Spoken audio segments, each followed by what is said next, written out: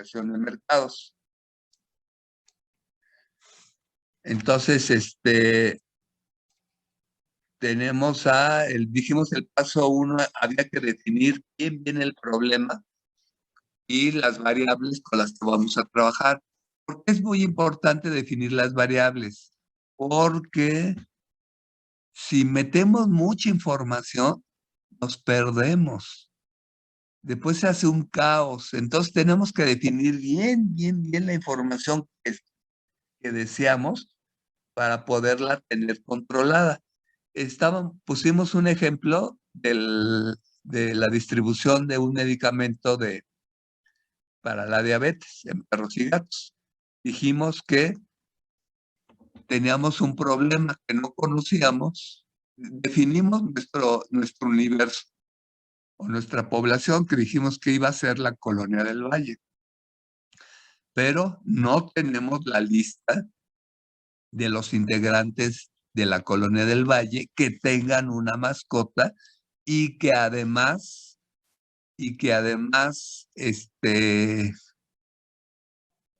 lo podamos localizar. A ver, una pregunta. La gente que no tiene mascotas, ¿podría o no, podríamos o no tomarla en cuenta? No, porque no son parte de nuestro universo o de clientes potenciales. A ver, desde el punto de vista de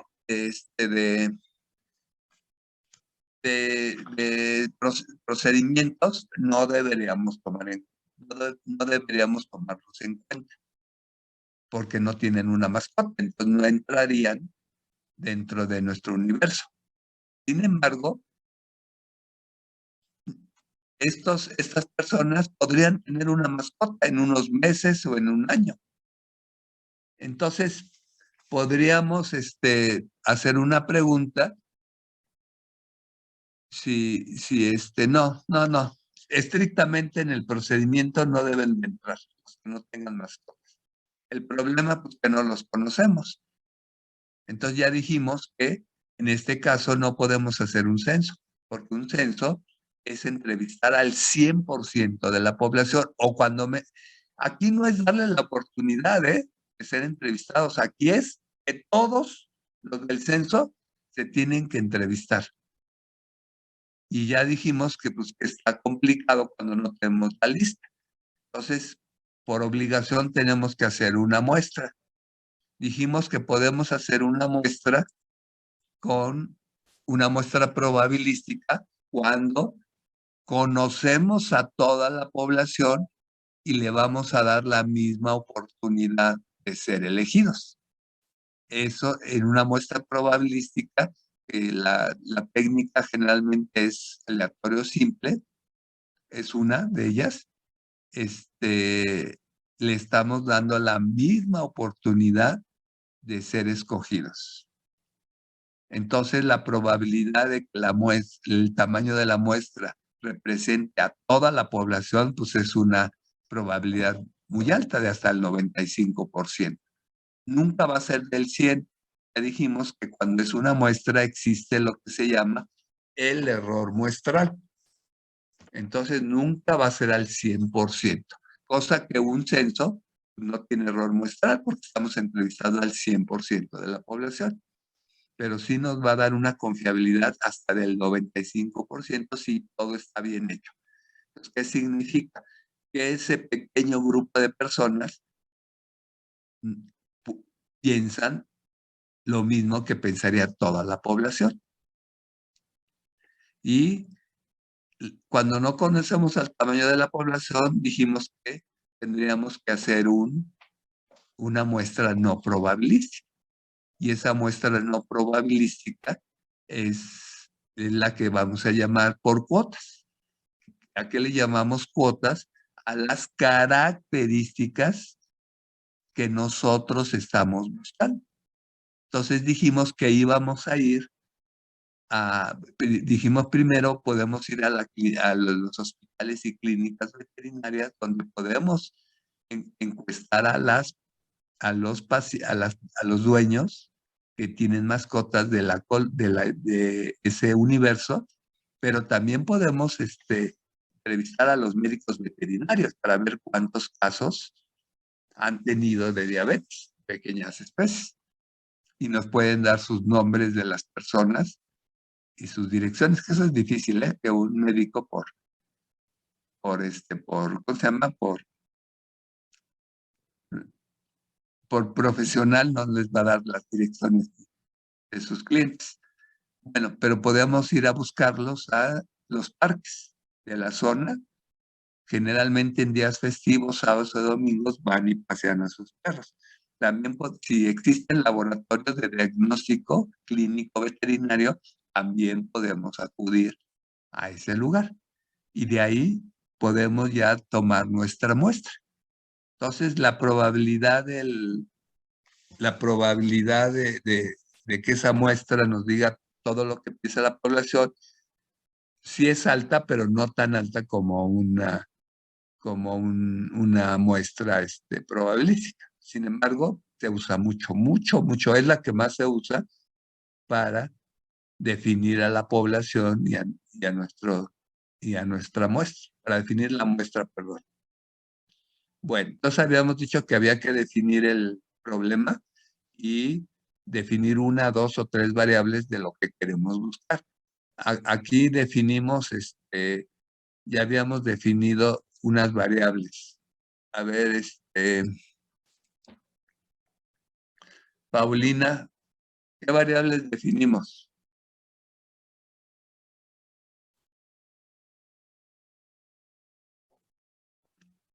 ¿Sí estás escuchando, Paulina? Sí, doctor, aquí estoy. Dinos qué variables definimos. Y, Ah, y Arturo te va a ayudar. Arturo, ayúdale, por favor. A ver, te escuchamos. no, sí, es que no me acuerdo. ¿Qué no lo apuntaste? ¿No lo tienes en tu cuaderno? No. Y entonces, ¿cómo vas a estudiar? Ah, A ver, Arturo, Habíamos esto dicho no es, ingresos. perdón, esto no está aquí, ¿eh, Paulina?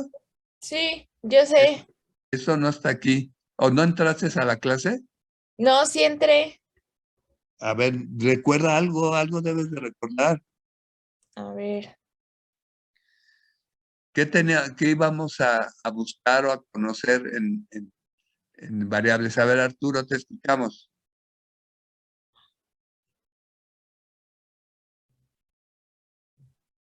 Arturo, ya habías hablado.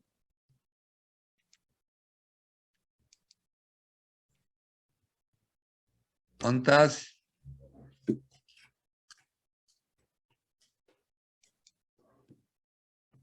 Joven Arturo, ¿qué le pasó? Lo estoy buscando aquí, pero no lo hallo.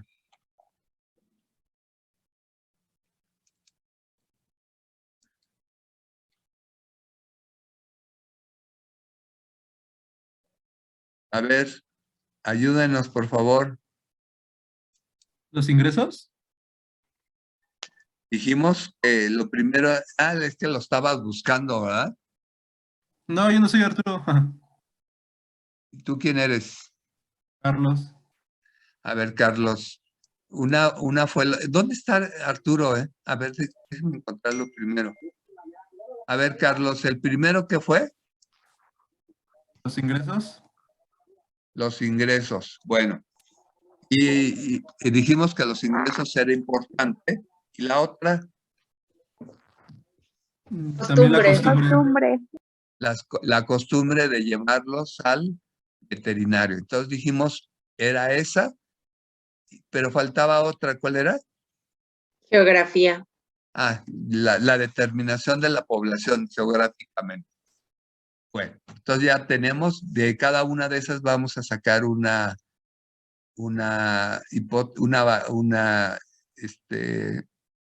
un objetivo y después una hipótesis. Dijimos que la hipótesis era ¿cómo se dice? Afirmar o negar. lo que vamos a encontrar. Después dijimos si la decisión si vamos a hacer una muestra, ya dijimos que vamos a hacer una muestra probabilística, perdón, no probabilística con la técnica de Cotes. Hasta ahí llegamos. Después tenemos que definir el tipo de encuestas. Solo tenemos 3 tipos de encuestas. La primera se llama entrevista personal, la segunda es una entrevista por teléfono y la tercera es una aplicación de un cuestionario. Antes este cuestionario se mandaba por correo, ahora ya se manda por correo electrónico, que es mucho más fácil. ¿Qué es una entrevista personal? ¿Qué sería una entrevista personal, Marco Castellanos? Marco, Sí, ¿qué piensas que justo es una estamos entrevista? es cuando estamos frente a la persona y le preguntamos directamente Exacto, exacto, sus acciones si nos miente o algo. exacto. A ver, no te desconectes.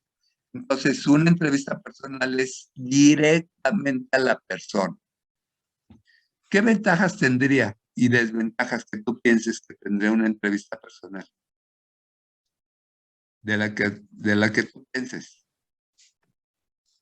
Pues ventajas podría ser que la persona nos está contestando pues la verdad al ver su movimiento, cómo reacciona. Exacto. Primero es ver su reacción, si nos dice o no la verdad.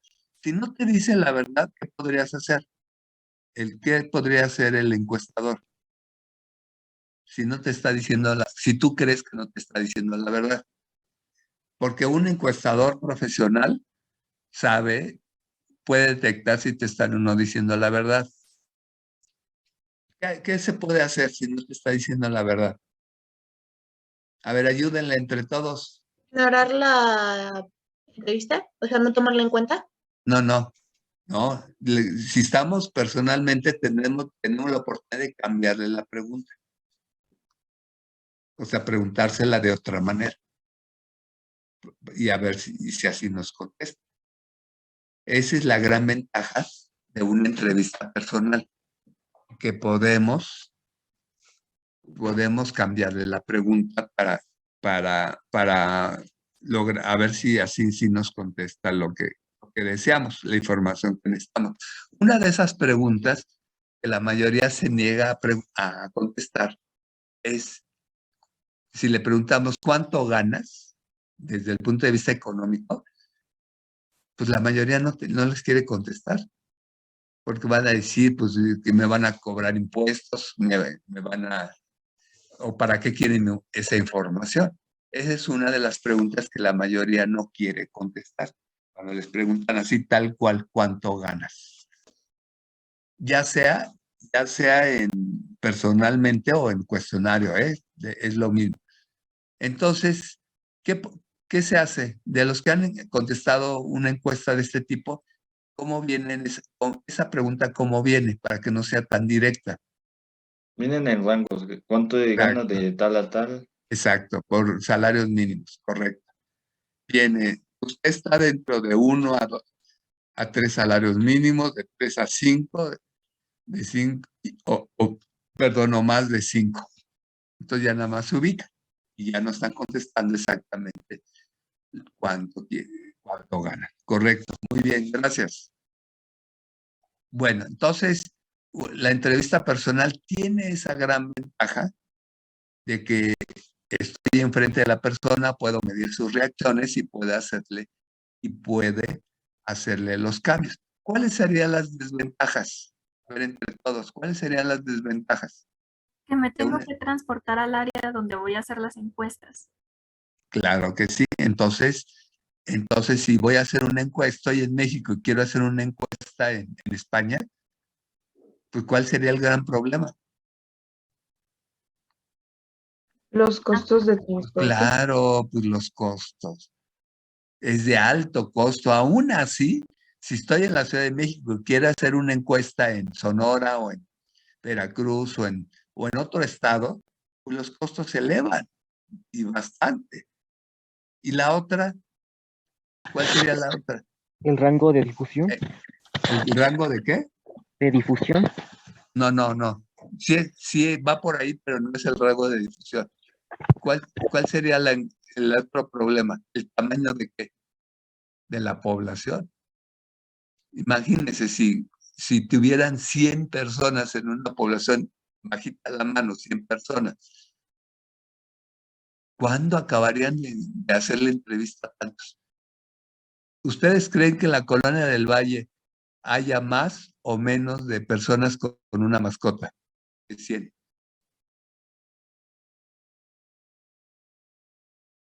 Que haya más personas con mascotas. Pues mucho más, mucho más. Ya les dije que si extendiéramos en un solo plano la Colonia del Valle sería enorme. ¿Por qué?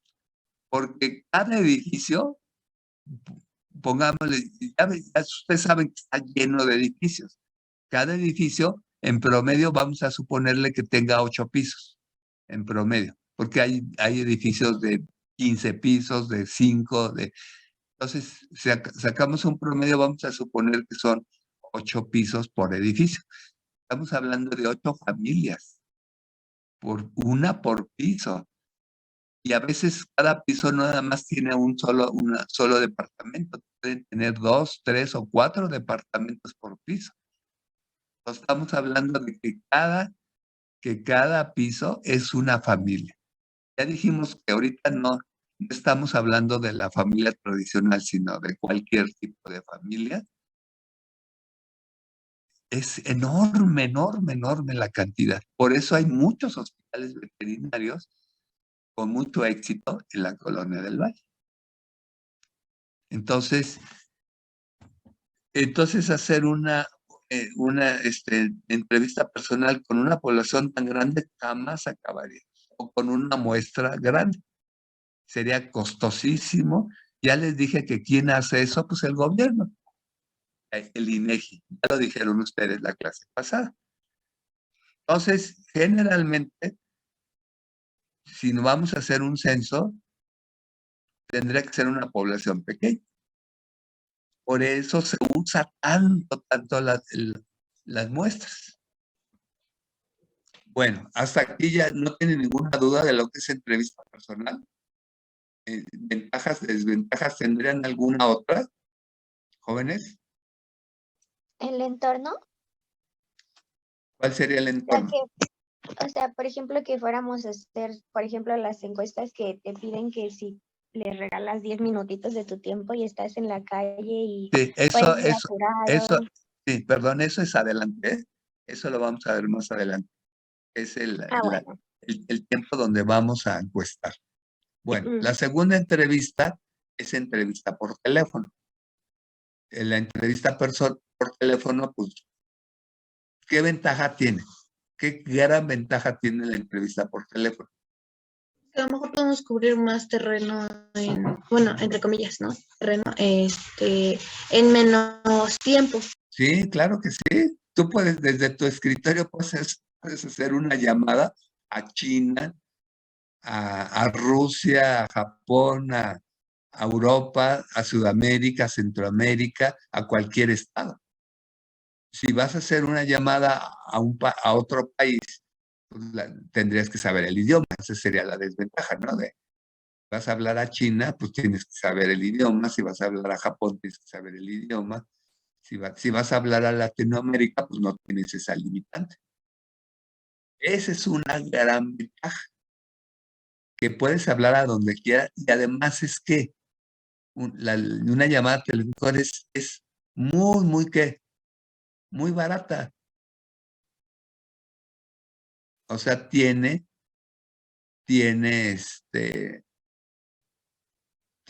¿cómo se dice? Pues es muy económica, muy, muy económica. Desventaja. La negatividad de la gente. Que dispones de muy poco tiempo. Primero, que te conteste. Esa es la primera pregunta, que te conteste. O sea, la persona que te va a dar la información, no la secretaria, sino la persona que se requiere que te dé la información. Esa es la primera. Y la segunda es el tiempo disponible que tienes. Es muy corto. Ahí tiene que ser una encuesta muy, muy corta, muy precisa, muy bien hecha para obtener la información que tú deseas. Ahora, con esta primera, vamos a suponer, si nuestra muestra son 150 individuos para encuestar, son 150, ¿qué va a pasar? ¿Qué tendríamos que hacer si algunos no nos van a contestar? Algunos ¿Elegir a sí. más? ¿Cómo? ¿Elegir a más? Claro, pues sí. Pues ya no voy a hacer 150 llamadas, voy a hacer 160, 170, 180 o 200 llamadas para conseguir 150 respuestas. Eso es lo que se hace. Entonces, ¿qué ventaja tiene? La gran ventaja es que es muy, muy económica. Inclusive ahora, hasta por WhatsApp las podemos hacer. Si las hago por WhatsApp, ¿tiene un costo, jóvenes? No, Pues pero te tiene quedas otras sin- desventajas. ¿Cómo? A ver, lo que pasa es que el WhatsApp no es gratis, ¿eh? Totalmente te gratis. tienes que Pues pagar es el lo que había internet. dicho del Pues internet. claro. Mínimo tenemos que pagar el servicio de internet. WhatsApp no cobra nada, pero el internet sí hay que pagarlo. Entonces, tiene un costo mínimo, porque sin internet, pues no puedes, a menos que te lo robes. El vecino de que no tenga protección y te lo robes, pero pues eso no aplica. La realidad es que tendríamos que pagar mínimo el internet. Entonces, muy económica, las distancias no tienen límite de distancias, desventaja, el tiempo que disponemos es muy corto. Entonces, tendríamos que hacer las preguntas bien, bien precisas, porque ninguna persona de estas les va a estar ahí una hora contestándoles. Cuando mucho, 5 minutos o 3 minutos. Ya si a la persona sí le interesa mucho el tema, pues sí les puede dedicar más tiempo. Pero la mayoría, el tiempo es muy, muy corto. Entonces, la poca información que puedan obtener tiene que ser muy valiosa para que puedan usarla para tomar decisiones. Bueno, y la entrevista, la aplicación de un cuestionario. Ese cuestionario lo pueden hacer de forma presencial, no es una entrevista, ¿eh? Lo pueden hacer de forma presencial o enviado por correo. Cuando es de forma presencial es como si agarraran, como si entraran a un grupo de la facultad, le pidieran permiso al profesor que si pueden aplicar una encuesta, entran, les dan un cuestionario a todos, lo llenan, se lo regresan. Esa sería una entrevista personal desde el punto de vista físico. Pero no es una entrevista, ¿eh? Es una aplicación de un cuestionario personalizado, pero no es una entrevista personal. La gran ventaja de hacer eso es que al mismo tiempo, en un auditorio que tenga capacidad para 50, pues hacen 50 encuestas. Y la información, pues la tienen inmediata.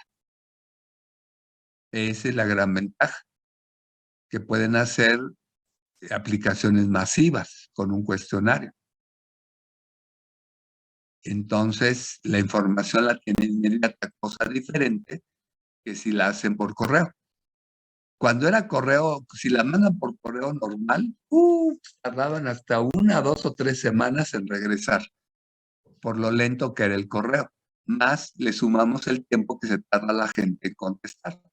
Si lo mandaban al extranjero, se tardaba hasta 1 mes. Entonces, ¿qué pasaba? Que la información no era fresca.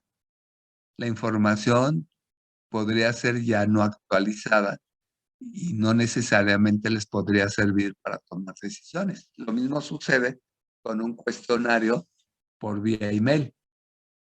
Un cuestionario por vía email, pues, y lo mismo, llega muy rápido, eso sí, regresa muy rápido, pero ahí podría tardarse la persona en contestar o de plano no contestar. Que es mucho más rápido que el correo tradicional, pues sí. Pero ahí mismo sucede que hay gente que no les va a contestar. Entonces, ¿qué vamos a hacer? Pues van a mandar más cuestionarios para completar los que necesitamos. Entonces, desde el punto de vista económico, pues es barato el cuestionario, nada más el costo sería la impresión del cuestionario y si es por vía email, pues es un cuestionario digital, pues es prácticamente gratis. ¿Tienen alguna pregunta sobre lo que es entrevista por teléfono?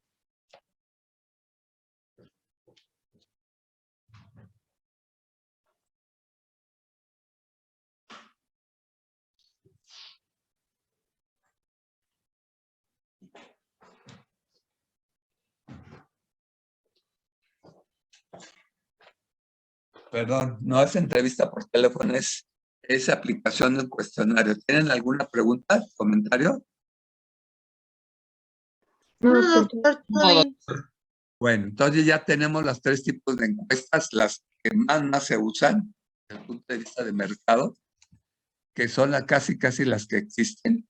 Y ya que decidimos qué vamos a hacer, entonces vamos a construir el cuestionario. Vamos solamente a ver 2 tipos de cuestionario que se llaman directo estructurado y el indirecto estructurado. El directo estructurado, pues es el que les dan en la mano, les dan una pluma, lo llenan y lo regresan. Un examen escrito es un cuestionario directo estructurado. Entonces, hacen las preguntas, lo llenan, lo entregan a la persona lo llena, se lo regresa y ya. Y si no, pues lo mandan por correo electrónico, la gente lo recibe, lo llena y se lo regresa. Ese es un cuestionario directo estructurado. Un cuestionario indirecto estructurado es el que no se los van a dar directamente a la persona. Es el que usa generalmente la entrevista personal. La persona que va a hacer una entrevista, pues no pregunta lo que se le ocurra, pregunta lo que tiene el cuestionario, que ya revisó antes. Entonces, en el cuestionario es una serie de preguntas que va a hacer al entrevistado, pero que no se las da, sino se las pregunta y la misma persona recibe la información y la captura. Ese es un cuestionario indirecto estructurado. Y generalmente en una entrevista personal siempre se usa un indirecto estructurado y también en una entrevista por teléfono. Se usa un indirecto estructurado porque pues, el cuestionario no le llega. En una entrevista por teléfono pues, no lo tiene el entrevistado. Pues nosotros le vamos haciendo las preguntas y tenemos la posibilidad de ajustarla, cambiarla por una pregunta similar para obtener la información que deseamos para el estudio o la investigación. Bueno, en un cuestionario por correo o aplicado personalmente, pues sí es un cuestionario directo estructurado. Aquí, bueno, ahorita vemos cuántas preguntas debe de tener o no. Aquí ya tenemos las preguntas que pueden ser dicotómicas, opción múltiples y abiertas. Prácticamente son todas las que existen. Las dicotómicas es de sí o no, o falso o verdadero. ¿Qué ventajas tiene una pregunta dicotómica y qué desventajas tiene? A ver, díganme. Que tanto puede ser muy ambigua como puede ser muy específica, ¿no? A ver, si es muy ambigua, no sirve, ¿eh? Entonces el que lo está haciendo pues no tiene la capacitación para hacerlo. Las preguntas nunca deben ser ambiguas, ¿eh? nunca, nunca. Para un cuestionario de mercado. Para un cuestionario, para un examen, sí. Ahí sí podrían. La mayoría no son tan certeras, son ambiguas porque la gente tiene que encontrar la respuesta. Bueno, no sé si realmente en un examen, pero en el mercado, para una encuesta de investigación de mercado, no pueden ser ambiguas, ¿eh? Porque son ambiguas, la información que les va a proporcionar no nos va a servir. Tienen que ser muy, muy claras y muy específicas las preguntas. En un examen yo creo que también, tendría que ser muy claras y muy específicas. Ahora, ¿qué desventajas tienen o ventajas tiene una pregunta dicotómica? Tiene que ser muy clara y muy específica, ¿eh? Pero ¿qué ventajas y desventajas puede tener? A ver, ayuden entre todos, por favor. Que no das opción a que la persona se extienda a una respuesta, pues, que no te conviene. O sea, que son cosas muy precisas. Exacto, exacto. Pero ¿eso es ventaja o desventaja? Pues es un poco de las dos, ¿no? No. ¿Es ventaja o desventaja? Es que si quisieras que la persona se extendiera más como en su opinión o algo así, Pues, le darías otro pues- tipo de pues respuesta, ¿no? O claro, sea, pues otra sí. opción.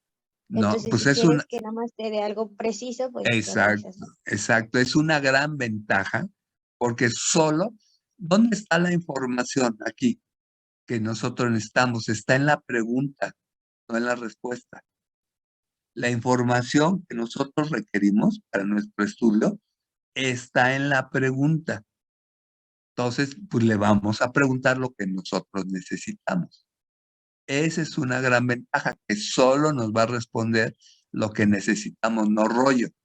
¿Sí está claro, jóvenes? Sí, ¿Cuál sería la gran? Y además son muy fáciles de evaluar, muy, muy fáciles de evaluar, porque nada más les va a decir sí o no, o falso o verdadero, pues es muy fácil de evaluar. Esas son las dos grandes ventajas.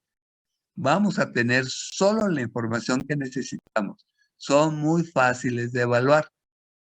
¿Cuál sería la desventaja? Que son muy difíciles de ¿De formular? elaborar, claro que sí. Son difíciles de elaborar porque tienen que ser tan específicas, tan determinantes, que no son tan fáciles de elaborar, ¿eh? Porque en esa poquita información, en esa pequeña pregunta, vamos a obtener la información que necesitamos. Entonces tienen que ser muy, muy bien elaboradas para que la persona que la lea la pueda contestar sin problemas. No deben ser confusas, ¿eh? Porque si son confusas, nos van a proporcionar información no adecuada. Y eso es exactamente lo que está pasando ahorita con la famosa pregunta de la revocación de mandato, que la quisieron hacer confusa para que la gente no la contestara correctamente. Entonces, mucha gente se pregunta cuál va a ser la respuesta. Porque en esa pregunta, en la revocación de mandato es una pregunta dicotómica. Si quiero o no quiero, prácticamente esa es la respuesta. Entonces, lo más fácil debería de ser sí o no, pero el problema es en la pregunta, es confusa. Bueno, ya no tienen ninguna duda en las dicotómicas. Opción múltiple, ventajas y desventajas. La opción múltiple es una pregunta que tiene 4 respuestas. Se recomiendan que sean máximo 4, ¿eh? Y igual para los exámenes, ¿eh? En los exámenes no se recomienda que tengan más de 4 respuestas, ni que cada una tenga solo la A y la B, solo la C. Eso no se debe de. Ya los pedagogos dicen que eso no es bueno en un examen, para los alumnos. y menos tampoco para un cuestionario de mercado. Entonces, una pregunta de opción múltiple, pues es la pregunta en 3 respuestas. Ahí sí, en esa respuesta tan corta, pues esa es la información que nosotros necesitamos. ¿Qué ventajas y desventajas tienen?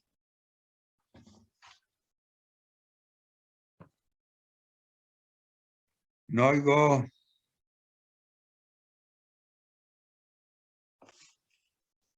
Jóvenes, Pues que solo tienen cierto número de respuestas, o sea, no son todas las respuestas posibles, sino nada más son 4, como comento. o sea, que la información que vamos a tener sigue siendo que ¿Es obsoleta? no limitada. O sea, la información que vamos a tener sigue siendo limitada. ¿Por qué? Porque de las 4 respuestas solamente van a contestar una. A menos que digan que hay 2 posibles respuestas, pero en general solo una. Y entonces la información también es poca. Entonces, esa es una desventaja. Y la otra es pues, que también hay que hacerlas muy bien hechas para que con esa poca información sea suficiente para tomar decisiones, nos ayude a tomar decisiones. Y la desventaja, pues que es fácil de evaluar. Es bastante fácil de evaluar. Y la otra es las preguntas abiertas. Esas sí son bastante complicadas. Ahí está lo que nos preguntaba su compañero. Ahí se pueden explayar, pueden contar historias, pero son muy difíciles de evaluar. Son muy fáciles de elaborar. ¿Por qué? Porque pues nada más, ¿qué piensas del producto? Pues puede poner ahí historias. Pero muchas veces el total de esa historia la información que nos interesa pues es muy poca. O puede ser mucha o muy poca. El problema es cómo la vamos a evaluar, cómo las vamos a estandarizar. Si yo le hago una pregunta abierta a 100 personas, ¿cómo voy a estandarizar esa pregunta para estandarizar 100 opiniones? Es muy complicado de evaluar. Por eso, si ustedes se fijan, la mayoría de los cuestionarios que ustedes han llenado de mercado no tienen preguntas abiertas. Lo más que les ponen abajo es observaciones, si quisieras poner algo que no viene en las preguntas. Pero yo hasta ahorita no conozco un cuestionario de mercado, de investigación de mercado, que tenga preguntas abiertas. ¿Ustedes sí conocen alguno? No. Porque son complicadísimas de evaluar. Muy, muy complicadas.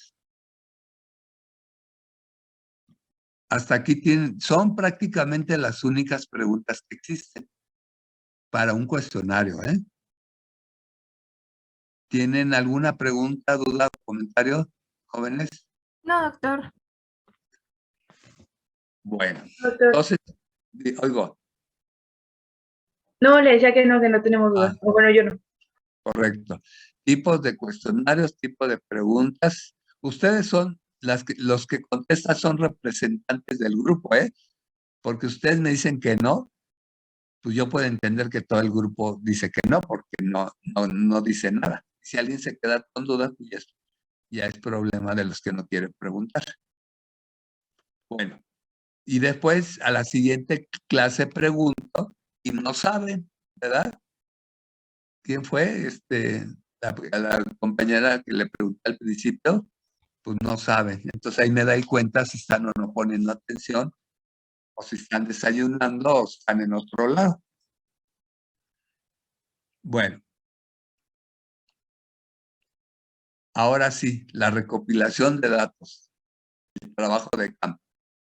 Tenemos que tomar en cuenta el día de la aplicación, la hora, la época del año, el sexo, la ubicación, la edad u otras variables que no pueden estar aquí. Es exactamente la pregunta que nos hizo su compañera. A ver, repítenos la pregunta que querías decir, por favor. ¿Cómo te llamas?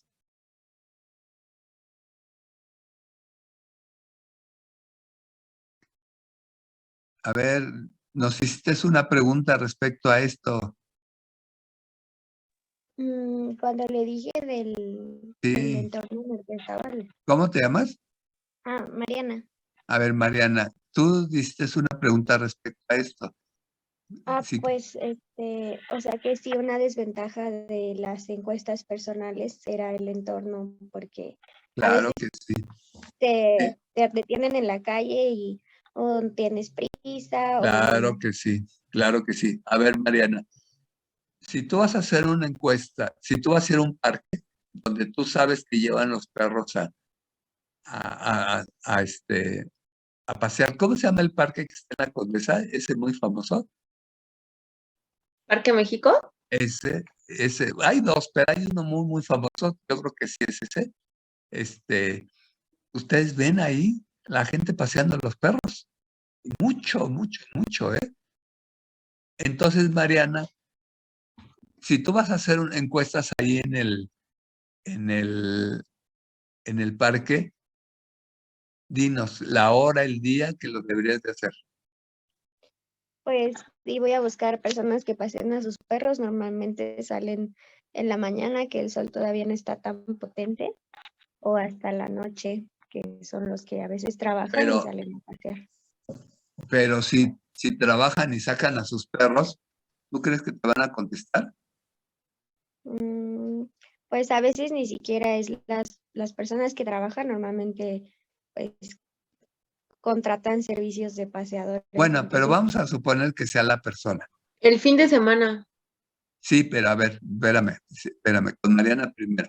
Si es lunes o martes y miércoles y sale el dueño con su perro, ¿tú crees que lo saca a pasear a las 7, 6 de la mañana? sí. No. ¿A qué lo saca? Pues A contaminar. Lo sacan a contaminar. Lo único que lo sacan es para que hagan tus necesidades y contaminen ahí el jardín o el parque y regresan rápido. La mayoría de lo que los sacan a esos de las 6 de la mañana, hasta los pueden ver hasta con traje o si son mujeres con bien vestidas, porque se van a ir a trabajar. Lo único que hacen es sacarlos a que hagan sus necesidades, ensucien las calles y contaminen, regresan, los guardan y se van a trabajar. Ahí, si los quieres encuestar, no los van a pelar y les van a hacer caso. Lo mismo sucede en la mañana que en la noche. Llegan en la noche de trabajar, ¿qué hacen? Pues lo sacan nada más a que hagan necesidades, porque el pobre perro ya se aguantó todo el día. Por eso, si ustedes han estado en clínicas veterinarias, uno de los problemas muy frecuentes en perros, principalmente de departamentos, es que se aguantan orinar y empiezan a tener muchos problemas de, ¿cómo se llama? Cuando los riñones empiezan a tener problemas, ¿cómo se llama? Insuficiencia. Insuficiencia renal. Y es que yo le digo difusión renal, aunque es similar, pero lo relacionan con otra cosa. Entonces, empiezan a tener muchos problemas de insuficiencia renal. Precisamente porque no los educan a que se aguanten y no orinen. Y si saben, ya llevaron fisiología, y cuando lleven clínica de perros, se van a dar cuenta el problemón que les ocasionan a los pobres. Porque la mayoría, cuando los tienen en un departamento, pues no les permiten que orinen y defequen en el departamento. Entonces, y muchas veces son con castigos. Entonces, ¿qué hace el pobre animal? Pues aguantarse. En su no razonamiento, pues se aguantan. ¿Y qué va a pasar si el dueño el dueño lo saca en la mañana y todo el día no viene, llega en la noche y ya no lo saca, pues ya se aguantó todo el día y toda la noche. Pues empiezan a tener un montón de problemas urinarios. Y eso es cruel, ¿eh? Eso es cruel. O sea, ese es, ahí el problema es están tratando a un animal, o sea, no como animal, sino, eso lo vamos a ver un poquito más adelante, que ese es un problema grave cuando la gente trata a la mascota como un humano. Bueno, entonces, ¿cuál sería la hora adecuada? Ahora sí, la otra compañera, ¿cómo te llamas?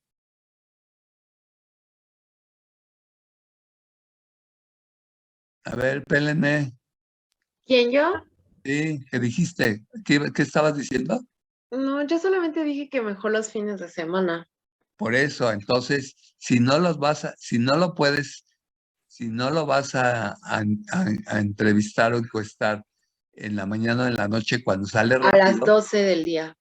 pues tendría que ser sábado, domingo o días festivos, donde el dueño sí lo saca a pasear. Y está más relajado y no trabajando. Exacto. Donde el dueño está relajado, sí les va a contestar el cuestionario. Porque acuérdense que es una información que sí le compete al dueño. Porque él podrá decir, pues si mi perro llegaría a enfermarse de diabetes, pues hay una alternativa. Lo mismo hacen aquí en Seúl. No sé si se han fijado en la explanada. Mucha gente lleva a sus perros allá a correr y a pasear. Pero eso generalmente es sábado o domingo, días festivos. Entre semana no. Entonces tendríamos que agarrar, si van a ser en un parque, pues esos días. La hora, pues ya dijimos, ya lo estás diciendo. No vamos a ir a las 6 de la mañana ni a las 12 de la noche. Entonces o se van temprano y ahí se están hasta que encuentren varias personas que sí les acepten la entrevista. Si es en un hospital, si es en un hospital veterinario, tendrá que ser antes de que entren o después de que entren. Pues ustedes lo tienen que decidir. Si llega un perro de emergencia, pues jamás puede ser antes. Si llevan al perro solo a vacunas o a revisión, pues eso sí puede ser antes.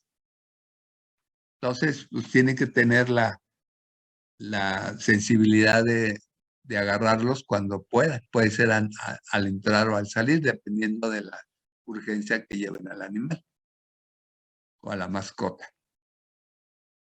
Lo mismo en un hospital, clínica veterinaria o en un laboratorio de diagnóstico. Entonces hay que tomar la hora, la época del año, el sexo, la ubicación. Supongamos, si en el caso de los conejos, sí ¿qué tendrán que tomar en cuenta para hacer su estudio de opinión? O si fueran a hacer una investigación de mercado, ¿qué tendrían que tomar en cuenta en el caso de los conejos? A ver, ¿qué tipo de conejos? Pero en función de qué es su pregunta, doctor. ¿Qué van a producir? ¿Carne? Carne de conejo. Bueno, no. Nosotros vamos a producir un producto de valor agregado con la materia prima principal, que es la carne de conejo. No Bueno, conejos. Bueno, pensemos que van a hacer chorizo o longaniza de conejo. Es un producto de comida. Si el estudio de opinión o el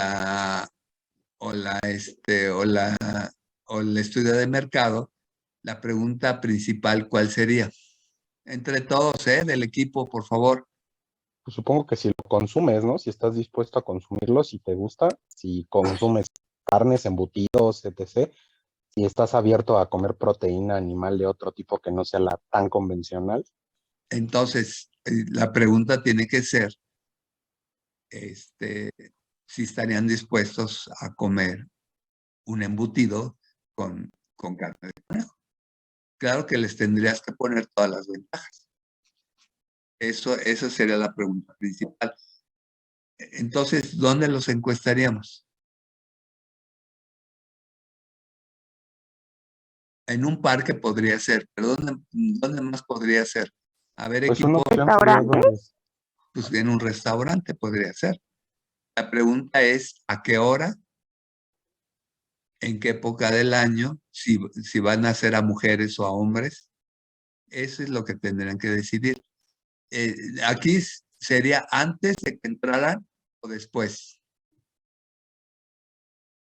¿Dónde podría sería ser más? antes, ¿no? Que la gente va con apetito abierto. Exacto, exacto. Porque Ya ya cuando cuando ya comiste, ya está lleno, ya no quieres saber más de comida. Entonces podría ser antes, con un cuestionario muy corto, cuando lleva apetito y ahí hasta podría antojársele, ¿no? Un chorizo de conejo. Entonces hay que tomar en cuenta la hora también, si va a ser en el desayuno, en la comida o en la cena. La época del año ahí no importaría, porque consumir chorizo de conejo pues puede ser todo el año, sin mayor problema. El sexo ahí sí tendrían que decidir si va a ser un hombre o una mujer o ambos. No importa, tendrían que decidir si no importa el sexo o si importa. ¿Por qué? Porque acuérdense que nuestra cultura mexicana, en general, quien hace las compras son mujeres. En general, pero también hay muchos hombres que hacen compras. Ahora, si van a hacer un chorizo gourmet, entonces las cosas gourmet, no sé si sea mi imaginación, pero los hombres son más interesados en cosas gourmet. ¿Sí es cierto o no? Yo creo que sí. Puede ser, ¿verdad? Por eso, pero ustedes ya lo decidirán. Si se acuerdan que les dije que allá en el Estado de México, un productor de cerdos tenía una persona que les hacía chorizos, jamón y todo. El chorizo le ponía almendras, le ponían de esas y era riquísimo, ¿eh? Era riquísimo. Yo no he visto, ¿eh? Bueno, no sé si en una tienda gourmet vendan así ese tipo de chorizos. Bueno,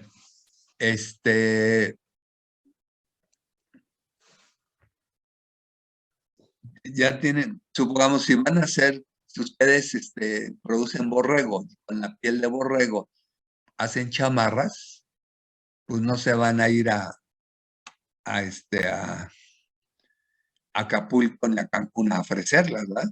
Aquí faltaría, sería más o menos la ubicación o la región geográfica.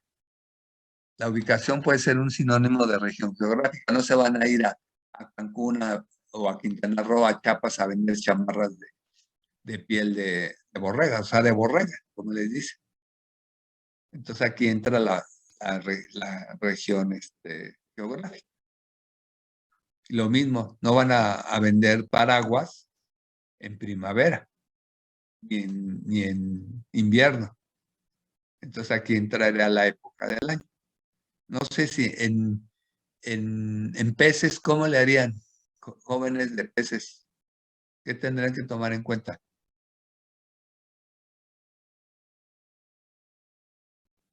Para hacer un cuestionario o ya sea de investigación o de... La ubicación. Pues sí, porque tendría mucho que ver también de que, pues en este caso el pescado como que luego no se consume mucho, ¿no? El pescado podría entrar en época del año. Sí, sí tiene ahí una Claro, importancia. claro que sí. Y precisamente dentro de un mes ya entra, no sé si un mes o dos, ya entra donde se consume demasiado. ¿Cuál es? Semana Santa. La Semana Santa. La Semana Santa. Una cosa, en la Semana Santa, ahí entra época del año. Lo que dice Eduardo, sí, tiene razón también, es en términos generales no se consume mucho el pescado por el costo, el precio. En general, los precios son altos, inclusive la tilapia, que se supone que era el pescado para los pobres. Ayer fue domingo, ayer pregunté y estaba en 200, ¿eh? 200 es mucho para una gente de clase media baja o baja. Es mucho, 200 es casi más de un salario mínimo, porque no se diga del otro, de los caros están en 400 y tantos, ¿eh? Y sigue siendo el más barato, pero tampoco ya no está tan al alcance de las clases más populares. La tilapia, además que las mojarras son muy, muy consumidas. Antes eran mucho más porque eran las más baratas, y fritas pues son riquísimas, con limón y sal, para que les haga agua en la boca. Una mojarra frita con limón, sal, son riquísimas. Pero pues ya están dejando de ser al alcance de la gente de menos recursos. Sin embargo, se venden muy bien, la tilapia. Entonces, aquí, si van a hacer una encuesta, tendrán que tomar lo mismo de tiempo, la hora, la época del año no tendría problema porque se consume todo el año prácticamente. Aunque poco, pero sí se consume todo el año. Sexo sería lo mismo, la ubicación geográfica, pues no hay mayor problema. Y la edad, no sé si. La edad es muy común cuando son juguetes, eso sí. La publicidad y la promoción de los juguetes, ¿a quién va dirigida? A ver, ayúdenme. ¿A quién va dirigida la publicidad y la promoción para los juguetes? ¿A los niños? A los papás, A ¿no? los padres. Papás. A los padres. ¿Quién dijo a los niños? Yo. ¿Cómo te llamas? ¿Cómo te llamas? Dime sin pena. ¿Qué es que no lo escuché? Me estaba entrando una llamada. ¿Cómo te llamas? A Mayrani. A Mayrani. Pues tú eres la que tiene la razón. La publicidad y la promoción no va dirigida a los padres, porque los padres no deciden, no deciden los gustos de los niños. Toda la publicidad va dirigida a los niños para que los niños les digan a los padres qué es lo que quieren. Y tan es así que si ustedes prenden en la televisión la hora de las caricaturas, o donde haya programas para niños, están todos los juguetes. Porque si fuera dirigido a los padres, pues tendrían que poner la publicidad de los juguetes a las 10 de la noche, a las 9, donde los adultos ven la televisión. Y no es así. Todos los programas de niños, la mayoría los comerciales son de juguetes, casi todos. Bueno, por épocas, claro que sí, porque ahí sí entra la época. La mayor venta de juguetes viene siendo Navidad, Santa Claus, los Reyes, el Día del Niño. Esas son las 3 épocas más fuertes de venta de juguetes donde la publicidad se hace mayor. Y durante todo el año sí hay, pero más leve, por los cumpleaños. Generalmente, que todos los años hay muchos niños que cumplen y se compran juguetes. Y sin embargo, en la mayoría de los programas para niños siempre hay comerciales de juguetes. Es más intenso cuando son épocas y menos intenso cuando no son épocas, pero siempre hay anuncios de juguetes. No me acuerdo si supongamos en el programa de Chabelo, la mayoría eran dulces. ¿Ya había comerciales de juguetes en el programa de Chabelo, de los que se recuerdan? ¿O la mayoría era de dulces? Los Pues sí, la comerciantes. mayoría de dulces, ¿no? Pero también había de juguetes. Ah, sí había, yo no recuerdo. Bueno, hasta aquí no tiene ninguna pregunta, duda. No, doctor. Bueno, entonces, ya que decidimos el cuestionario, ya tenemos las preguntas, ya tenemos la hora y el tiempo que vamos a aplicar, que se llama el trabajo de campo, que es la aplicación directa ya de los cuestionarios. Ya que tenemos los cuestionarios llenos, ya vamos a capturar la información, ya capturada la vamos a analizar e interpretar la información, no los datos. Hacemos un reporte de resultados y hacemos las conclusiones y recomendaciones. Las recomendaciones solamente las hacemos cuando las pidan. Si no piden recomendaciones, no se hacen, solo se hacen conclusiones de la información. Entonces, en términos generales, ¿sí está claro lo que es una investigación de mercado, jóvenes? Sí, doctor. Si ustedes requieren hacer una, pues van a tener que requerir a información directamente de investigación de mercados y aquí es el proceso, está correcto, nada más que lo vimos superficialmente, nada más para que comprendan cómo viene siendo una investigación de mercados. Entonces aquí ya hacemos nuestros cuestionarios para el dueño de las mascotas o para el médico veterinario. En un cuestionario sí les podemos preguntar cuántos casos ha encontrado de diabetes, si han sido diagnosticados o no. ¿Por qué?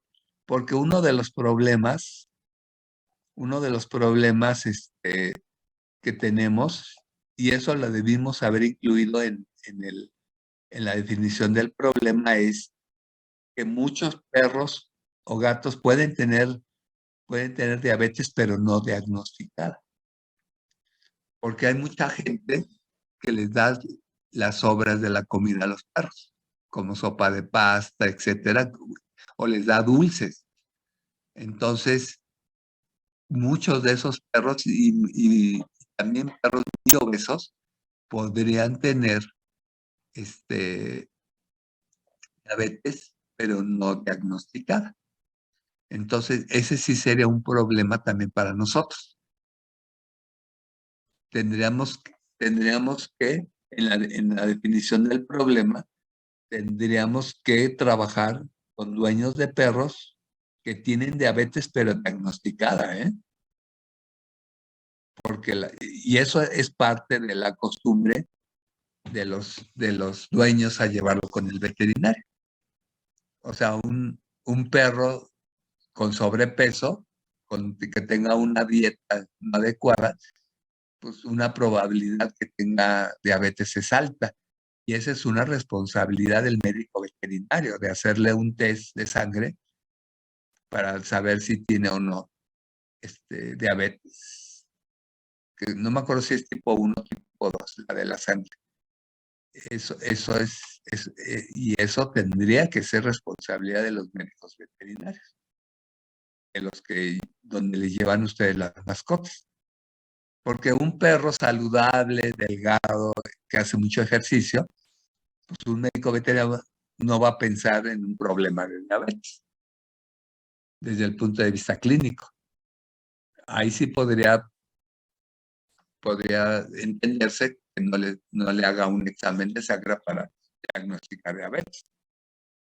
Pero de entrada, un perro que se vea saludable y que el cuadro clínico presente, pues ahí sí el médico lo tendría que hacer. Pero de chaleco, un perro obeso, con sobrepeso, con mala alimentación, ahí debería ser una rutina, diagnosticar diabetes. Entonces, más o menos ya quedó claro lo que es una investigación de mercado, jóvenes. Sí. ¿Tienen alguna duda, pregunta, comentario sobre investigación de mercado? Pues no, doctor, de momento no. Bueno, ahora, esta presentación se las voy a poner en Classroom, hoy. No se las quise poner antes para que no se confundieran para que no se confundieran con el examen anterior. Acuérdense que el miércoles revisamos qué es lo que va a venir en el examen del viernes. Esta parte, a ver, lo decidimos el jueves, si lo incluimos o no en este examen. ¿Qué diferencia habría con un estudio de opinión? Una definición, un estudio de mercado. ¿Qué diferencia habría con un estudio de opinión? ¿El Acuérdense, estudio de opinión ya es después de que se sacó el producto? no. El estudio de opinión siempre es antes igual al estudio de mercado. Bueno, el estudio de mercado puede ser antes o después, ¿eh? Supongamos si tú vas a crear un nuevo producto o una nueva marca, puedes hacer un estudio de opinión o un estudio de mercado, y si ya está en el mercado, pues también puedes hacer un estudio de opinión, un estudio de mercado. Eso no es diferencia. No se les olvide que en un estudio de mercado o un estudio, en una investigación de mercado, siempre está basado en la ciencia. Entonces, estadísticamente debe estar demostrado en un estudio de opinión, en un estudio de mercado. La estadística siempre está presente porque los resultados nos tienen que dar una probabilidad. Puede ser del 90, 95% o menos. Una probabilidad o una significancia. En el estudio de opinión, no. Ahí no entra la validez estadística. Entonces, ¿qué va a pasar? Pues que el estudio de opinión estadísticamente no puede ser tomado en cuenta. ¿Por qué? Porque en el estudio de opinión vamos a hacer igual un cuestionario, lo vamos a que lo contesten, pero la única evaluación que vamos a tener de un estudio de opinión, perdón, la evaluación que le vamos a hacer es porcentual. Un ejemplo, si tenemos si le aplicamos el cuestionario a 50 personas y la pregunta es si le gustaría o no comer o tener acceso a un chorizo de conejo con tales características, y tienen que contestar sí o no. Lo único que vamos a hacer es que el 80% contestó que sí y el 20% que no. Esa es la única evaluación que le vamos a hacer. Entonces, ¿por qué se hace? Se hace porque se usa mucho cuando queremos iniciar un proyecto. Nos ayuda, nos da una idea, nada más una idea, si el producto podría ser interesante para una comunidad o un segmento de mercado o no. Nos da la idea, por eso solamente un estudio de mercado sí es válido en un proyecto a nivel de idea. Supongamos, si los del pescado, si quieren saber si les gustaría a las personas tener un lugar donde puedan ir, escoger su trucha o su mojarra, escogerlas personalmente. Ese es un atractivo de mercado. Entonces, ¿dónde pueden hacer un estudio de opinión? Pues en un tianguis donde venden el pescado. Ustedes están ahí parados, le piden permiso al del puesto y ven, si llega una persona, pide truchas, ahí ese sería una persona indicada para hacerle un estudio de opinión. Y claro, le pedimos permiso si nos puede hacer contestar 2, 3 preguntas, y ahí le podemos preguntar o decir si le gustaría tener un lugar donde ir y escoger su trucha, etcétera, etcétera. Un lugar sería ese, otro lugar sería en un súper donde está el área de pescadería. Igual, estar ahí y esperar que llegara una persona que pida tilapia o trucha o en el mercado de la viga.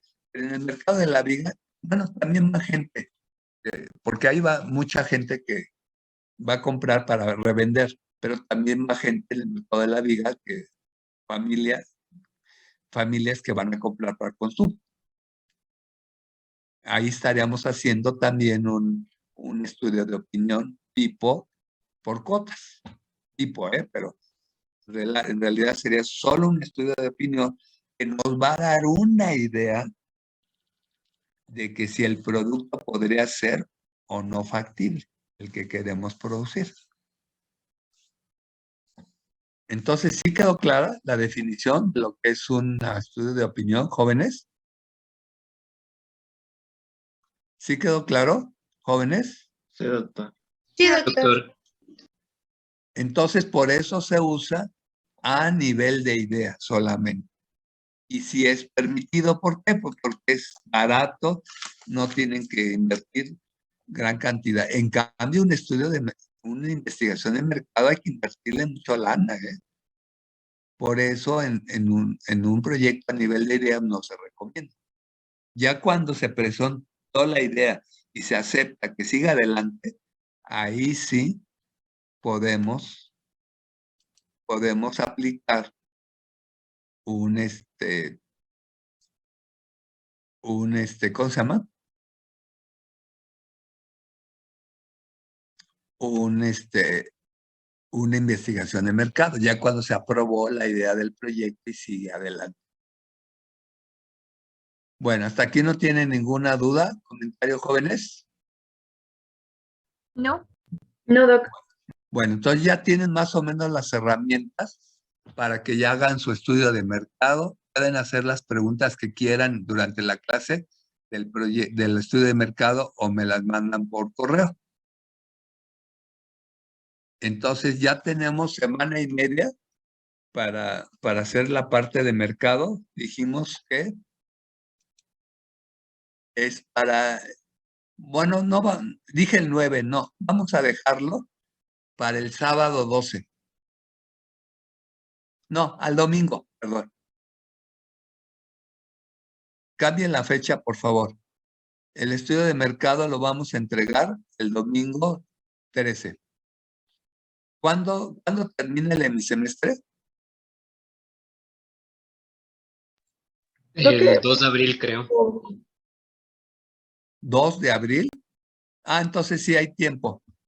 Entonces sí, el 12, para que tengan el sábado y el domingo, perdón, el 13 a las 11:59, para que tengan 2 fines de semana.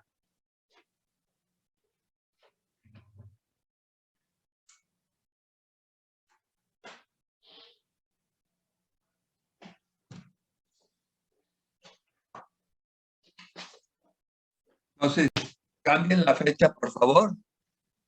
Se entrega el límite ya no es el lunes, es domingo 11:59, domingo 13 de marzo. Bueno, vamos a iniciar entonces con la parte primera de lo que es administración, etcétera, etcétera. Eso es, y las tareas ya deben estar entregadas, jóvenes. ¿Ya las entregaron? En el Classroom dice que es hasta la siguiente semana. De marzo. Bueno, entonces, ya ahí les puse la fecha. Por favor, ya deben estar haciéndolas porque ya las vamos a usar esta semana y la otra. Bueno, entonces vámonos a Déjeme ver, espérenme.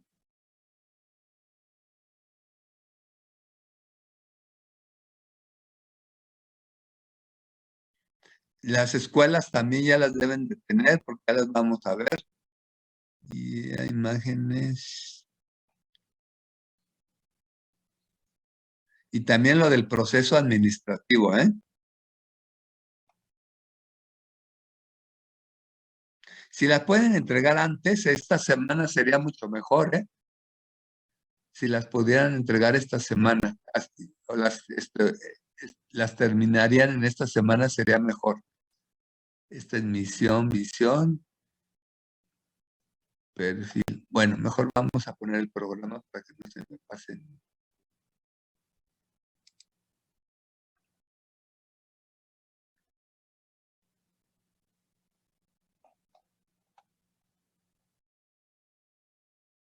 Bueno, las escuelas, esas las vamos a ver. La definición también la vamos a ver. Primero, ¿cuáles serían las ciencias auxiliares de la administración? La economía. La economía.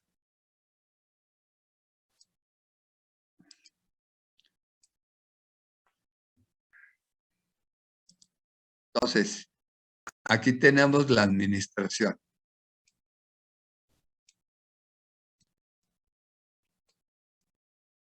Una ciencia auxiliar sería la economía. Pero si ustedes van a la Facultad de Economía, les van a decir que una ciencia auxiliar de la economía es la administración.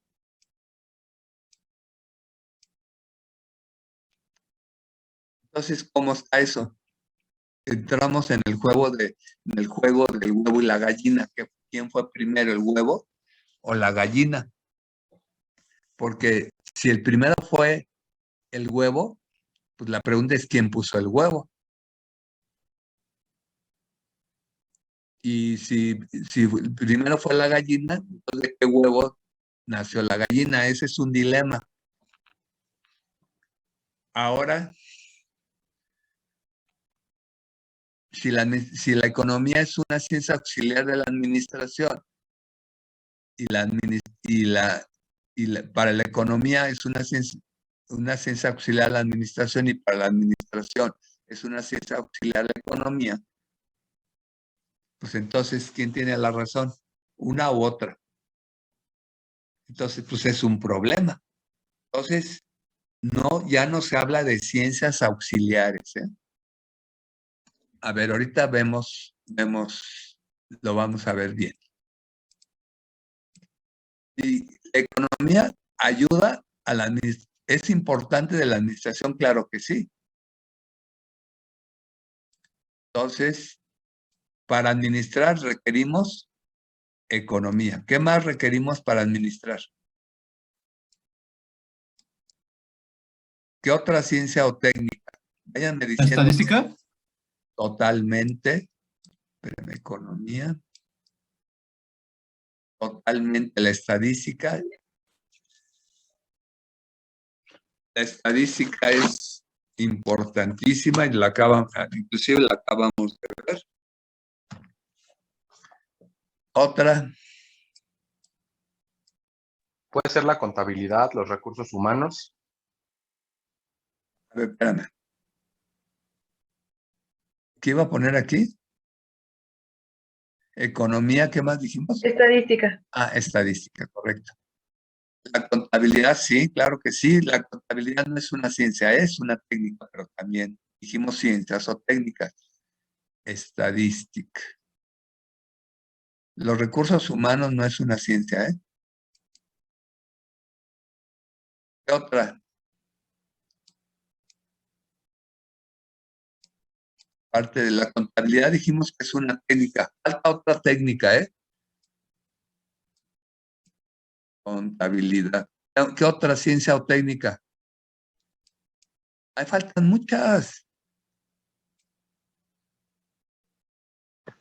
¿Derecho? Derecho, claro que sí. Pero hay unas muy cercanas a ustedes. ¿Cuáles son? Son dos.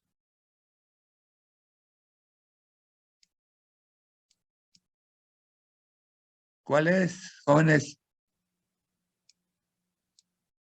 Psicología.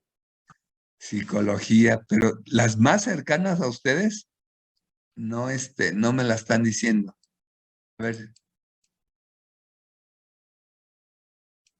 ¿Cuáles son? La producción podría ser.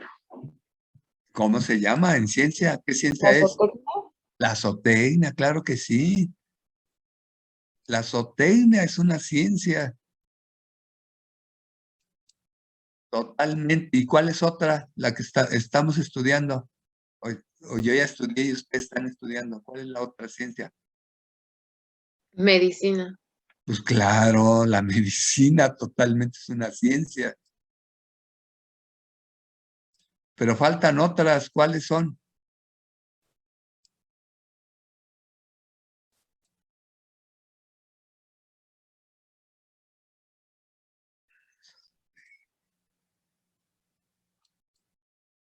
Matemáticas. ¿Sí la tomarán en cuenta? Pues claro que sí.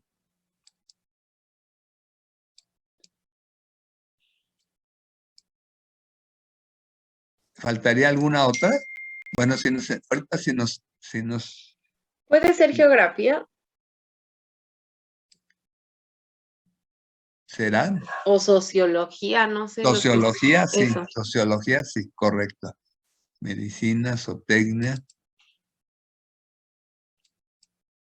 Pues claro, pues estudiar. La sociología la tenemos que estudiar para definir nuestros mercados. Nos valemos de sociología y de psicología. La psicología estudia el comportamiento de los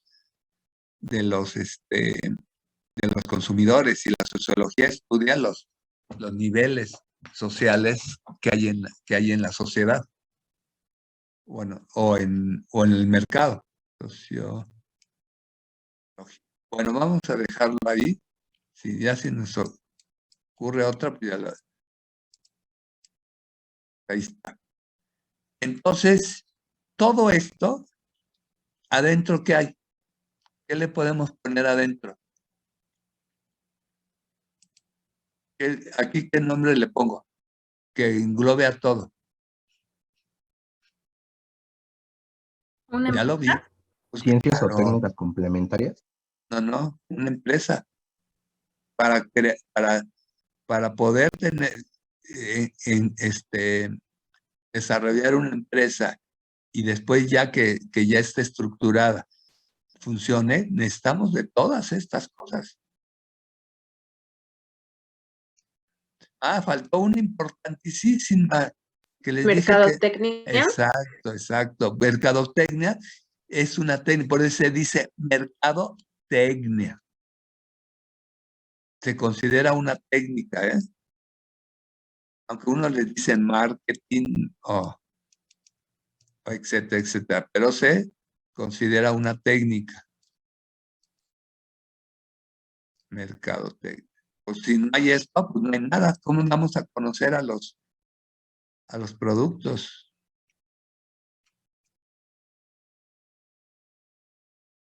Bueno, mercadotecnia. Entonces aquí vamos a tener una empresa. Todo esto es una empresa. Entonces ya no son ciencias auxiliares, son ciencias y técnicas complementarias. Son ciencias y técnicas complementarias de la administración.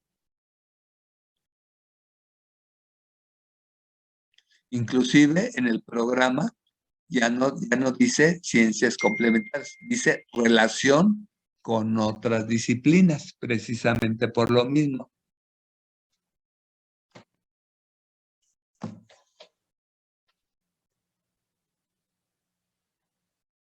Bueno,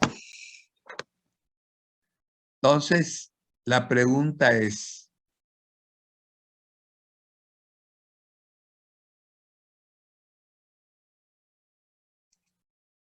La pregunta es, si la economía la usamos en un 50%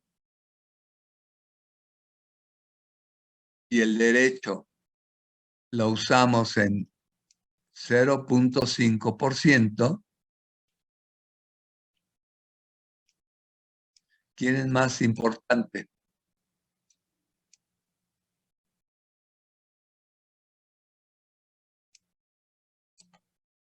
Pues pareciese una pregunta subjetiva, ¿no, doctor? Nada más di quién es más importante. O sea, es que, pues, Di, numéricamente no, hablando, no pongas peros. técnica, Nada más. La ¿no? economía. La economía es más importante. A ver, Emanuel, ¿cuál es más importante? O sea, es que sí, tiene todo el sentido del mundo, pero sí es un poco, pues, subjetivo, ¿no?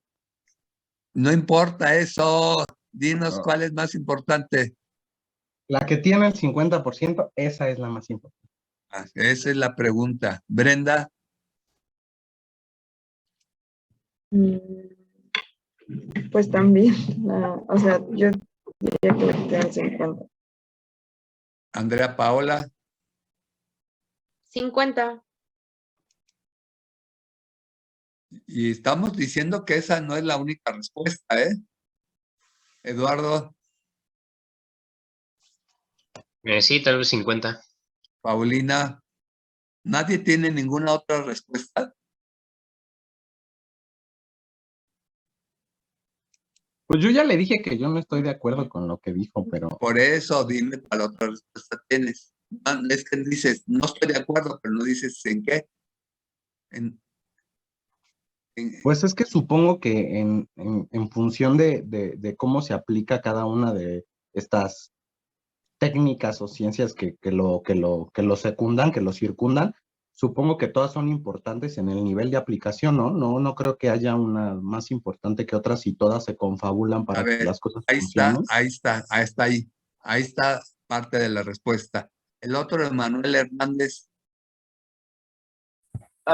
Pues yo digo que el que tiene 50% igual, a ver, ¿estás de acuerdo con lo que dijo tu papayo? con lo de que todas son importantes, pues sí. Oh, por fin, ¿estás de acuerdo con él o más por la del 50%? No, o sea, yo también digo que todas son importantes porque todas influyen en eso, pero pues usted está preguntando cuál es más importante, si la del La que, 50% o la del 0.05%, ¿cuál es más importante? entre esas dos opciones, la que tiene el 50%. Tache, Pues tache. A Las ver, dos, ¿no? es que, ajá, son las dos. pues claro, si ustedes no usan ese 0.5%, si no utilizan ese 0.5%, no pueden operar legalmente. Porque para abrir una empresa en México, pues nos tenemos que basar en la ley, ya sea en la ley de sociedades mercantiles o en la ley de sociedades rurales. Y si no usan ese 0.5%, estarían operando fuera de la ley. Entonces, tan importante el 0.5% que el 50%. O lo del mercado, todas son importantísimas, no importa el porcentaje que la usemos, porque si no usamos este porcentaje de derecho, supongamos, ¿por qué es tan poquito? Porque pues nada más necesita el derecho para aperturar la empresa. ¿Cómo se apertura una empresa en México en términos muy generales? ¿Cómo se apertura? Constituyéndola como un ente empresarial, registrándola y supongo que A ver, tranquilo, en orden. Va por ahí, o sea, pero en orden. supongo que habría que constituirla tú como una empresa. Por Pero eso, primero, entonces, ¿qué tendríamos que hacer? En orden. ay, A ver, ayúdenle entre todos. El paso 1, ¿cuál sería? Tener la idea de la empresa. Ya la tenemos. Tener un Ya mercado.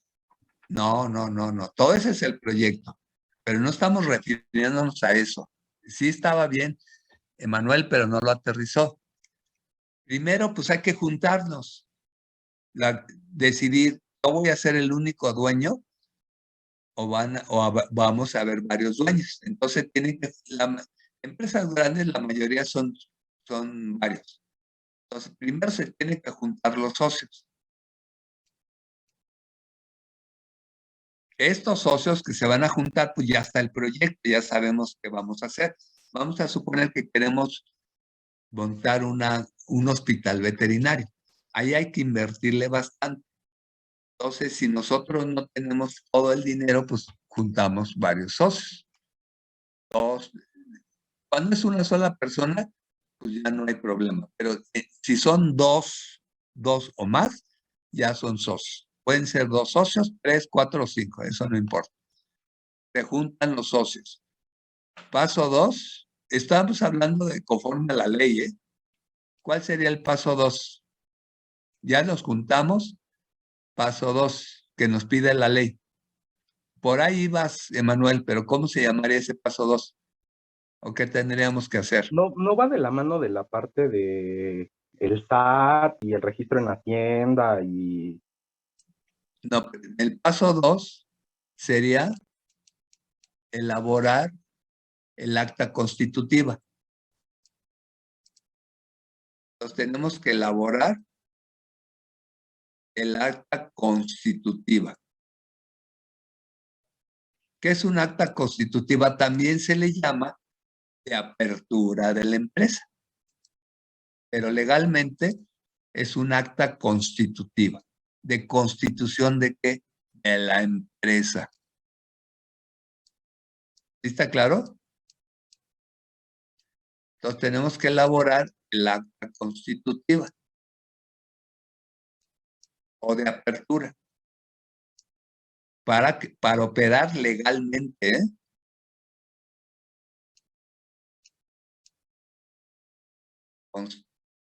Estamos hablando en forma general, ¿eh? Constitutiva. Esa acta constitutiva que debe tener. ¿Qué vamos a poner ahí? ¿Qué ponen ahí los socios en el acta constitutiva?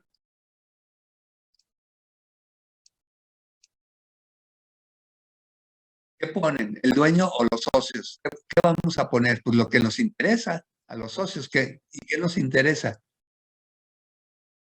Rápido, ayúdenme. Apúrense porque se nos está yendo el tiempo.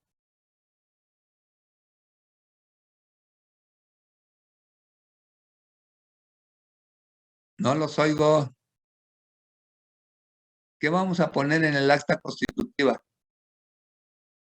Ay, no sé, el ¿Qué dinero, vamos a hacer? tal vez. Pues claro, pues las aportaciones que que van a poner cada socio. Entonces vamos a poner las aportaciones. Nada más que todo lo que venga en el acta constitutiva no tiene que estar basado en la ley. Un ejemplo. Si vamos a abrir una empresa en una sociedad mercantil, la ley dice que como mínimo cada socio tiene que aportar como mínimo 50,000 pesos. Y no hay límite como máximo. Entonces, aquí tenemos que definir cuánto tiene que aportar cada socio, si lo mínimo que pide la ley, pero nosotros podemos decidir que cada socio va a aportar 500,000 pesos. Entonces, aquí todos decidimos que cada socio aporta 500,000 pesos para aperturar el hospital. ¿Por qué no transgrede la ley? Pues porque la ley dice que como mínimo debe de aportar 50,000 y no hay límite hacia arriba. Entonces, esto está correcto. si quiere entrar un socio al hospital, tiene que aportar esta cantidad porque ya lo decidieron en el acta constitutiva. Y no necesariamente ahorita, puede ser en el futuro. Si en el futuro sale uno y entra otro, entonces ya está estipulado cuánto tiene que aportar. También tiene que aportar quién va a administrar la empresa. La ley dice que la empresa puede ser administrada por uno de los socios o puede ser administrada por un externo. La ley lo permite.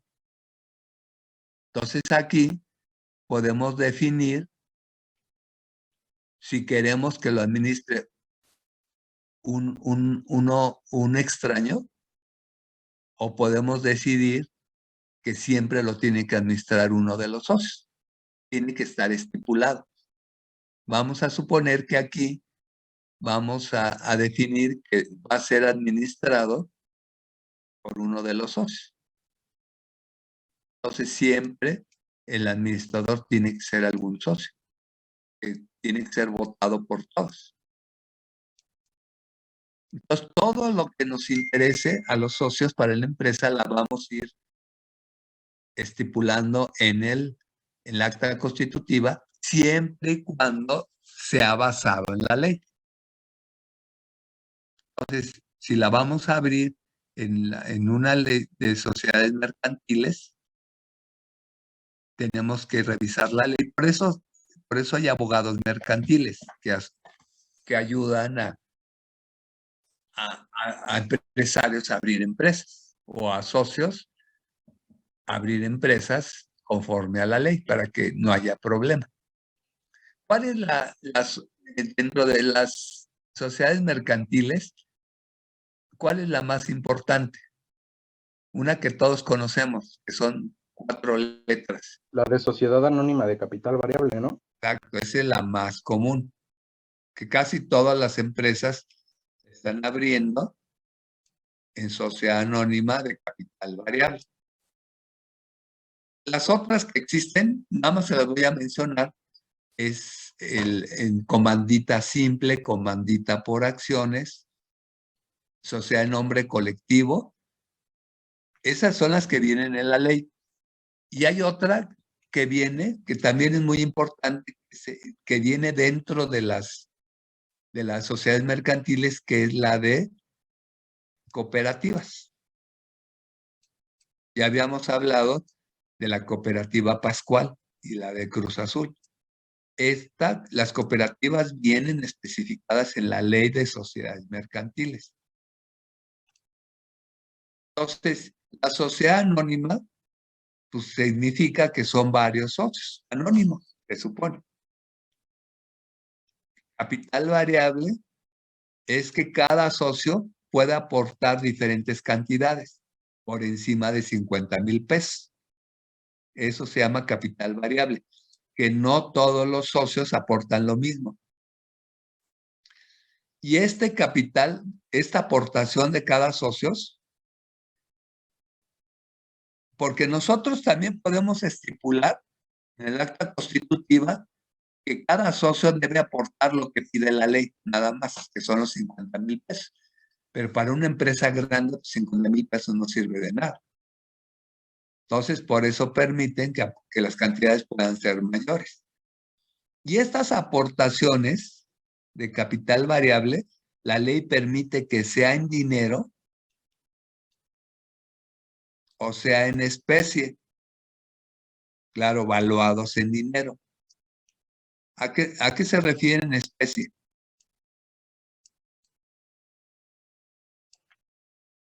Que no es dinero. Entonces, ¿qué puede aportar si no es dinero? Dinero en efectivo, ¿eh? ¿Se puede aportar bienes? Claro, o sea, yo puedo aportar un terreno valuado en dinero, puedo aportar camiones, camionetas, puedo aportar una ordeñadora mecánica, puedo aportar cualquier cosa valuado en dinero. Vamos a suponer, si dijimos que cada socio debe de aportar por lo menos 500,000 pesos, un socio puede aportar una ordeñadora mecánica que valga 50,000, puede aportar un un tráiler que valga 100,000, puede aportar un terreno y una parte lo puede hacer en especie y otra parte en efectivo para cumplir lo que se requiere para entrar a la sociedad. En términos generales, es así. Ya que tenemos el acta constituida, ¿cuál sería el siguiente paso? Ya tenemos el acta constituida. El primer paso es juntarse los socios, generar o crear el acta constitutiva donde vienen todas las especificaciones de la empresa, legales. Ya que tenemos el acta constitutiva, ¿cuál sería el paso 3?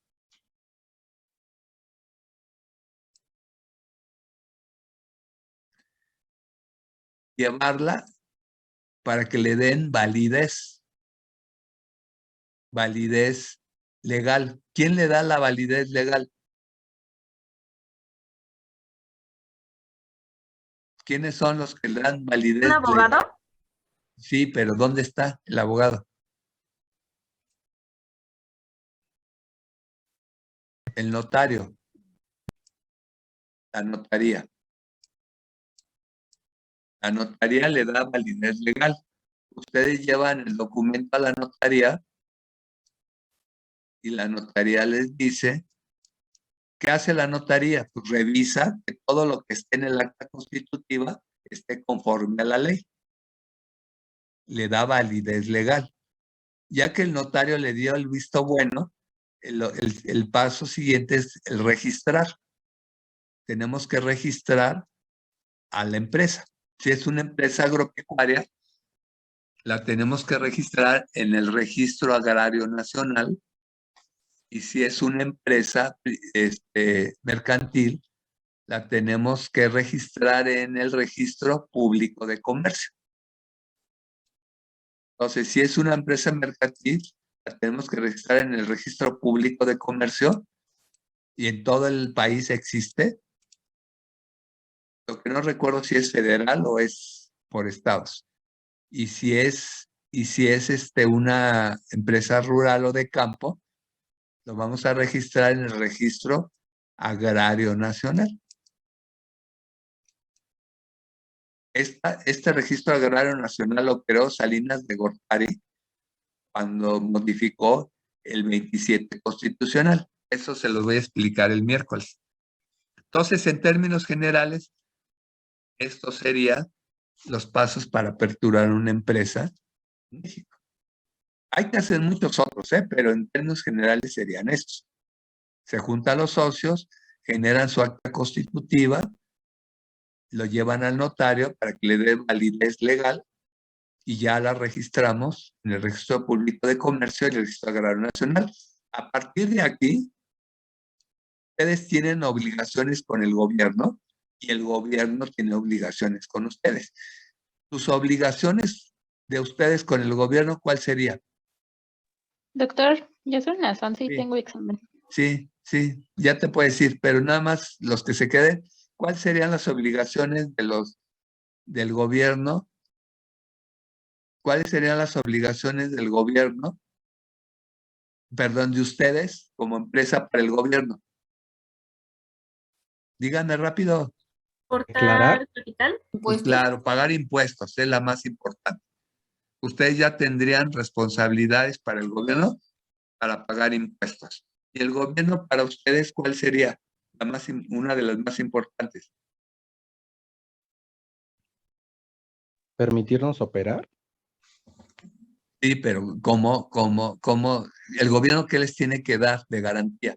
En teoría, pues seguridad de que puedan operar, seguridad de que sus trabajadores salgan de la empresa y lleguen a su casa, o salgan de su casa y lleguen a la empresa. Esa es la principal responsabilidad que tiene que tener el gobierno para ustedes, aparte de muchas otras, Bueno, nos vemos mañana, jóvenes. Que tengan buena tarde.